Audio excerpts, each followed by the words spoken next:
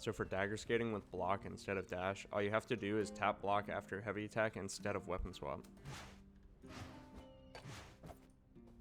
So I've had a lot of people tell me that skating with block is actually better than skating with weapon swap, but after some testing, I think they're pretty much exactly the same. So far, the only benefit I've been able to find of blocking instead of swapping weapons is that it's really easy to learn how to do it. It's much simpler to just tap right click once when you're dashing rather than having to swap off and back onto your daggers. So that's the one benefit of using block. The two downsides that I've found are, one, blocking costs stamina. So just activating block, you're losing stamina.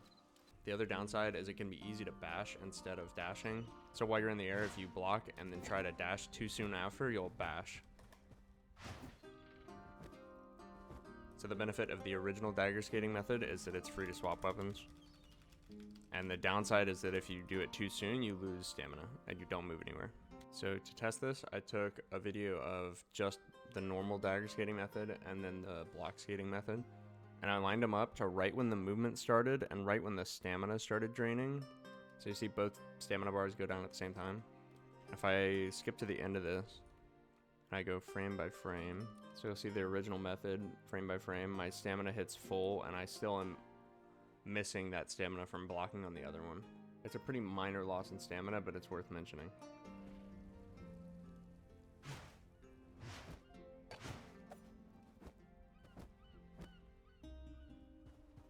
So the other thing I tested is how soon after the dash can you reactivate the next dash. So let's say your timing is perfect on the original method. The goal is to start charging your next heavy attack as soon as you can after the first heavy attack. And I wanted to see if there's a difference in the delay between methods. I was assuming at first with block that there would be that delay where you could bash and it would actually take longer to reactivate. But again, I lined these up frame by frame and they are exactly the same. So again, as soon as the stamina starts draining, right when the attack goes off. So stamina drains, movement starts at exactly the same frame. They go through, start charging up the next attack, and the stamina drains at exactly the same time. Now, with the stamina draining at the same time, I will say it could just be me misaligning the clips, but the block skating does activate one frame sooner. But I mean, like, it just doesn't matter.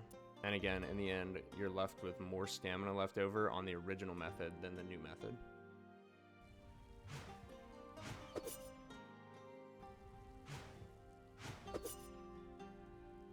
So in the end, I just don't think it matters. I will say if you are amazing at the weapon swap skating, you will be better off because you'll end up with more stamina. But I don't think that amount of stamina will ever actually matter unless like you full burn your stamina with 3 skates straight into a fight and then you need to block immediately. But like that, I just don't think that's gonna happen. With the block method, you'd be burning your block cost while you're in the air rather than on the round in the fight. But like honestly, like just do whatever. I'm sure most people are gonna do the block one just because it's easy. But if you already know how to do the swapping method, just keep doing that.